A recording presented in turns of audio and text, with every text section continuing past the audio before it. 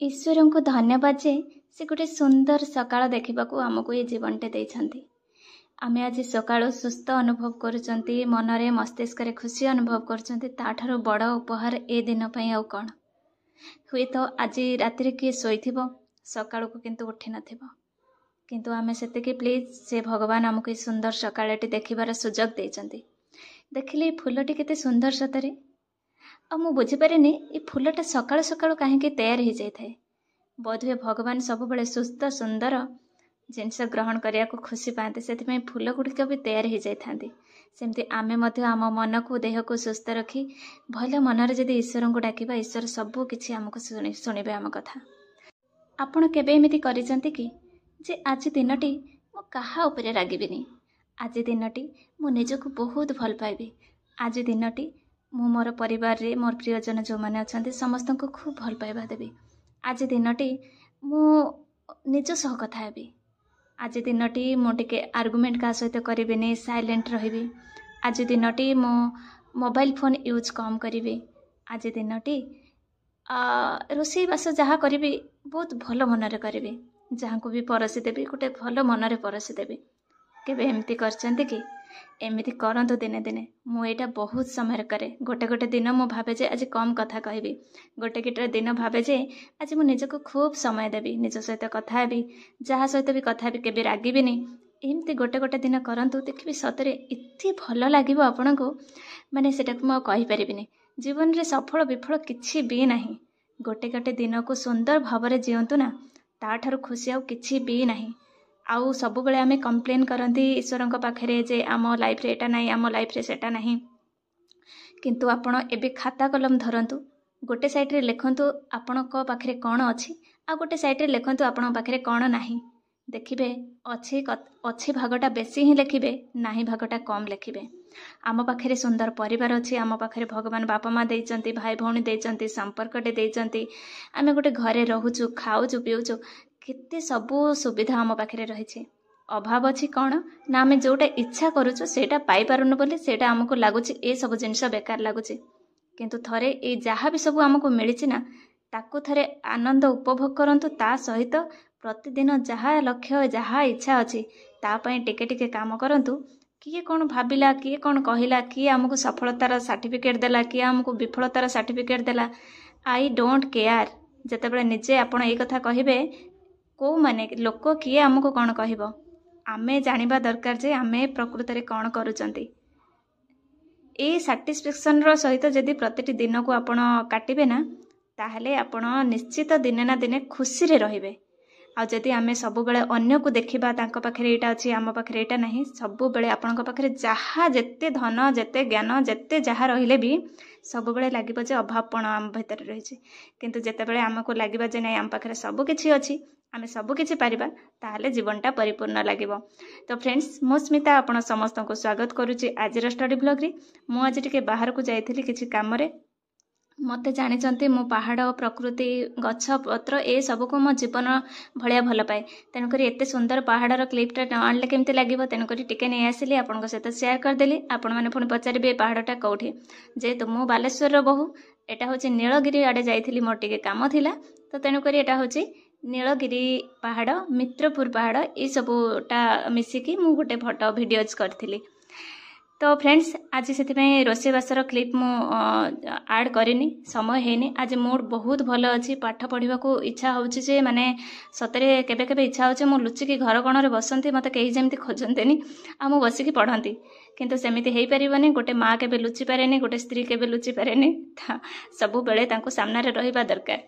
तो एनीवे मोर तो किंतु ग्रामर सरू नाही, जो यूनिट 1 रो ग्रामर चैप्टर बा प्राच्य पाश्चात्य साहित्य तत्व एगुड़ाक सरू नाही, तेणुकरी मु ताको लागि पातिछि केमिति सारिबे।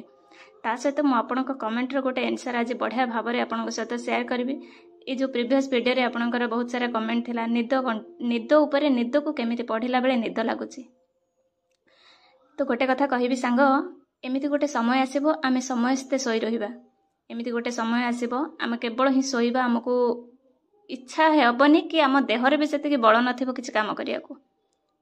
आज मु जो कथाटी कहूँ आपण मैंने जो मैंने 20 वर्षर 22 वर्षर 25 वर्षर देखुंत हुए तो बुझीपारे। थे 30 क्रॉस करंतु, ସେତେବେଳେ ଜାଣିବେ ବୟସର ତଫାତଟା କେତେ। ଆଉ ଯେତେବେଳେ ଦାୟିତ୍ୱ ଆସିଯିବ ସେତେବେଳେ ଶାରୀରିକର କ୍ଷମତା ବି ବହୁତ କମିଯାଏ। ତେଣୁକରି ଆଜି ଯେଉଁ ଶୋଇବା କଥା କହୁଛନ୍ତି ନା, ଶୋଇବାକୁ ତ ଅନେକ ସମୟ ଅଛି, କିନ୍ତୁ ଆଜି ଯଦି ନିଦକୁ ଆପଣ, ଏଥିରେ କୌଣସି ରେମେଡି ନାହିଁ ଯେ ମୁଁ ଆପଣଙ୍କୁ ବହୁତ କିଛି ଗୋଟେ କହିଦେବି ଆପଣଙ୍କର ନିଦ ଭାଗିଯିବ। ମୋତେ ବି କ'ଣ ନିଦ ଲାଗେନି? ଆଉ ଆପଣ ଥରେ ଯଦି ମୋ ଘରେ ଆସିକି ରହିବେ, ଦେଖିବେ ଯେ ମୁଁ କ'ଣ କରୁଛି, ତାପରେ ଆପଣ ଭାବିବେ ସତରେ ସ୍ମିତା ଦିଦି ଏମିତି କେମିତି କରିପାରୁଛ। ମାନେ ହୁଏତ ଆପଣ ବିଲିଭ୍ କରିବେନି, ମୁଁ ଆପଣଙ୍କୁ କ୍ୟାମେରାରେ ଯେତିକି ଦେଖାଉଛି ତାର କାହିଁ କେତେ ଗୁଣ କାମ ମୋତେ କରିବାକୁ ପଡ଼େ ସେଟା ମୁଁ ସବୁ ଯଦି ଦେଖେଇବି ତାହେଲେ ବୋଧେ ଭିଡ଼ିଓଟା କେତେ ଲଙ୍ଗ୍ ହେବ କି କ'ଣ ସେଟା କହିହେବନି। ତା ଛଡ଼ା ମୁଁ ସବୁ କିଛି ମୋର ସ୍ଥିତିକୁ ଆପଣଙ୍କୁ ଦେଖେଇବାକୁ ଚାହେଁନି। ଯେତିକି ଦେଖେଇବି ଯେଉଁଥିରେ ଆପଣଙ୍କର କିଛି ଗୋଟେ ଆପଣଙ୍କୁ ଭଲ ଲାଗିବ। ଆଉ ମୁଁ ଏତେ ସବୁ କାମ କରୁଛି ବୋଲି ଦେଖିବା ଜରୁରୀ ନୁହଁ, କିନ୍ତୁ ତା ଭିତରେ ଯଦି ମୁଁ ମୋ ନିଦଟାକୁ କଣ୍ଟ୍ରୋଲ କରୁଛି, ଚେଷ୍ଟା କରୁଛି। ଦେଖନ୍ତୁ, ମୁଁ ସକ୍ସେସ୍ କେଉଁ ଦିଗରେ ହେବି, କ'ଣ କରିବି, ସେଟା ସମୟ ଉପରେ ଡିପେଣ୍ଡ କରେ। ଆଉ ଏତିକି ତ ନିଶ୍ଚିତ, ଦୃଢ଼ ନିଶ୍ଚିତ, ମୁଁ କେଉଁଥିରେ ନା କେଉଁଥିରେ ଭଗବାନ ମୋତେ ଗଢ଼ିଛନ୍ତି, ଆଉ କେଉଁଠି ନା କେଉଁଠି ମୁଁ ଯାଇକି ପହଞ୍ଚିବି, ତ ସେଇ ବିଶ୍ୱାସ ଅଛି। ତେଣୁ ସେଥିରେ ମୁଁ ଆନନ୍ଦ ଅନୁଭବ କରେ ଯେ ମୁଁ କାମ କରୁଛି। କ'ଣ ପାଇବି ନ ପାଇବି ସେଟା ମୋର କୌଣସି ପ୍ରକାର ତର୍ଜମା ନାହିଁ କି ଆଶା ନାହିଁ। ବିଫଳତା ଭୋଗିବାର ଅଛି, ଭୋଗିବି। ବିଫଳତାରୁ ଶିଖିବାର ଅଛି, ଶିଖିବି। ସେତେ ପର୍ଯ୍ୟନ୍ତ ମୁଁ ଲର୍ଣ୍ଣିଂ କରିବି, ସେତେ ପର୍ଯ୍ୟନ୍ତ ଶିଖିବାର ପ୍ରୟାସକୁ ଜାରି ରଖିବି ଯେତେ ପର୍ଯ୍ୟନ୍ତ ମୁଁ ପାରୁଛି। ତେଣୁ ଆପଣ ବି ମୋ ଭଳି ଯେଉଁ ବହୁତ କାମରେ ଦାୟିତ୍ୱରେ ରହୁଛନ୍ତି, ମୁଁ କହୁନି ଯେ ମୁଁ କେବଳ କାମ କରୁଛି ଆପଣ କରୁନାହାନ୍ତି, ନାହିଁ। ସମସ୍ତଙ୍କ ଫ୍ୟାମିଲିରେ ବହୁତ କାମ ଅଛି, କିନ୍ତୁ ତାପରେ ବି ଆଜି ଯଦି ନିଜକୁ ଆପଣ ସମୟ ଦେଉନାହାନ୍ତି, ମୋବାଇଲରେ ଟାଇମ୍ ସ୍ପେଣ୍ଡ କରୁଛନ୍ତି କି ଥକା ଲାଗୁଛି ଶୋଇପଡ଼ୁଛନ୍ତି, କିଛି ବି, କିନ୍ତୁ ଗୋଟେ ରୁଟିନ୍ଟେ ଆଟଲିଷ୍ଟ ମାଇଣ୍ଡରେ ଏଇଟା ରଖିଥାନ୍ତୁ, ମୁଁ 5 ଘଣ୍ଟା କି ପଢ଼ିବି କି 3 ଘଣ୍ଟା ପଢ଼ିବି କି 2 ଘଣ୍ଟା ପଢ଼ିବି। ଯଦି ଘଣ୍ଟାରେ ହିସାବ କଲେ ଟେନସନ୍ ଲାଗୁଛି ଯେ ଏତେ ଘଣ୍ଟା ପଢ଼ିବାକୁ ପଡ଼ିବ, ତାହେଲେ ଗୋଟେ ଚାପ୍ଟର ୱାଇଜ୍ କରନ୍ତୁ ଯେ ଏଇ ଚାପ୍ଟରଟି ମୁଁ ଆଜି କମ୍ପ୍ଲିଟ୍ କରିବି। ଯେତେ ଆମେ ଯେହେତୁ ବିଭିନ୍ନ ପ୍ରକାରର ଘଟଣା ଚକ୍ରରେ ଯାଉଛନ୍ତି ବା ବିଭିନ୍ନ କାମରେ ଏନଗେଜ୍ ଆମ ମାଇଣ୍ଡ ରହୁଛି, ତେଣୁକରି ଆମେ ପାଠପଢ଼ାଟାକୁ ଇଣ୍ଟରେଷ୍ଟିଂ ବନେଇବାକୁ ପଡ଼ିବ। ଯଦି ବୋରିଂ ବନେଇବେ ତାହେଲେ ପଢ଼ିଲା ବେଳେ ନିଦ ଆସିବ। ଇଣ୍ଟରେଷ୍ଟିଂ କେମିତି ବନେଇବେ, ତାକୁ ଗୋଟେ ଚାପ୍ଟର, କେବେ କେବେ ଭାବିବେ ଯେ ମୁଁ ଆଜି ଦିନରେ କେବଳ ସବୁ କାମ ସହିତ ମୁଁ କେବଳ ଗୋଟେ ଚାପ୍ଟରଟେ କମ୍ପ୍ଲିଟ୍ କରିବି। କେବେ କେବେ କହିବେ ମୁଁ ଆଜି ଦିନରେ 2 ଘଣ୍ଟାଟେ ପଢ଼ିବି। କେବେ କେବେ ଏମିତି କିଛି ଯେଉଁ ଗୋଟେ ଚେଞ୍ଜେସ୍ କରିକି ତାର ଯେଉଁ ରିଭିଜନ୍ ହେଲା କି ଯାହା ବି ଯେମିତି ପଢ଼ୁଛନ୍ତି ତାକୁ ଗୋଟେ କେମିତି ଆପଣଙ୍କୁ ଇଣ୍ଟରେଷ୍ଟ ଲାଗିବ, ସେଇ ହିସାବରେ ଆପଣଙ୍କୁ ମାଇଣ୍ଡ ମେକଅପ୍ କରିକି ପଢ଼ିବାକୁ ପଡ଼ିବ। ଆଜି ଯଦି ଆପଣ ଶୋଉଛନ୍ତି, ମୁଁ ଖାଲି ଗୋଟିଏ କଥା କହିବି, ଯେଉଁଟାକୁ ପ୍ରତିଦିନ ସେ ପ୍ରଶ୍ନଟି ମୁଁ ନିଜକୁ ପଚାରିକି ମୁଁ ପଢ଼ିବାକୁ ବସେ, ଯେ ଯଦି ଆଜି ମୁଁ ନ ପଢ଼ୁଛି, ଆଜି ଯଦି ମୁଁ ଷ୍ଟାଣ୍ଡ ନ ନେଉଛି, ଆଜି ଯଦି ମୁଁ କିଛି ନ କରୁଛି, ତାହେଲେ ଆଫ୍ଟର 5 ଇୟର୍ସ, ଆଫ୍ଟର 10 ଇୟର୍ସ ମୁଁ କ'ଣ କରୁଥିବି, ମୋ ସ୍ଥାନଟା କେଉଁଠି ଥିବ, ହେଲା। ତ ସେଇ ପ୍ରଶ୍ନର ଉତ୍ତର ଯଦି ଆପଣ ଇମାନଦାର ଭାବରେ ପଚାରିବେ ନିଜକୁ, ଆଉ ତାର ଯଦି ଗୋଟେ ସାଟିସ୍ଫାକ୍ସନ୍ ଆନ୍ସର ଆପଣ ପାଇବେ, ତାପରେ ଯଦି ଆପଣଙ୍କୁ ନିଦ ଲାଗୁଛି, ତାହେଲେ ଆପଣଙ୍କୁ କୌଣସି ମେଡିସିନ ଆଉ କାମ ଦେବନି।